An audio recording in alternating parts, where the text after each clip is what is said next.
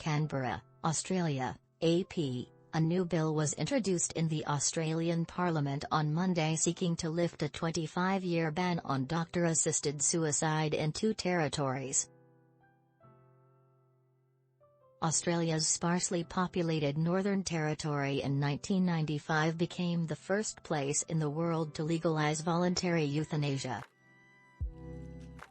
But the landmark law was overturned by the Australian Parliament 2 years later after 4 terminally ill people had been legally helped to die, leaving the Northern Territory one of last parts of Australia where doctor-assisted suicide remains banned.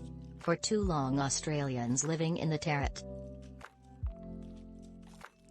He and fellow legislator Alicia Payne introduced a bill to the House of Representatives that would allow the legislatures of the Northern Territory and Australian Capital Territory to legalise assisted dying.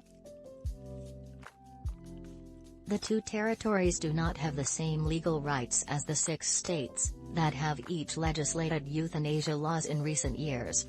The Australian Parliament does not have the same constitutional power to overturn state laws as it does territory laws.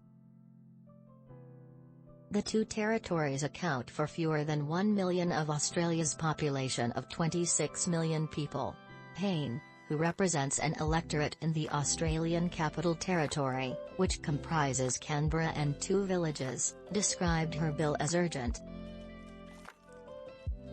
She described mercy killing of the terminally ill an incredibly important debate that we are not allowed to have simply because of where we live.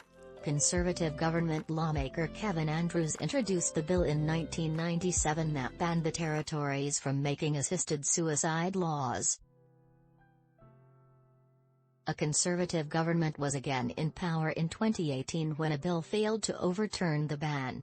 That bill fell 2 votes short in the Senate. Previous attempts also failed in the Senate in 2008 and 2010. Since then, Victoria became the first state to legalise assisted suicide in June 2019, and New South Wales in May this year became the last state to pass its own euthanasia laws.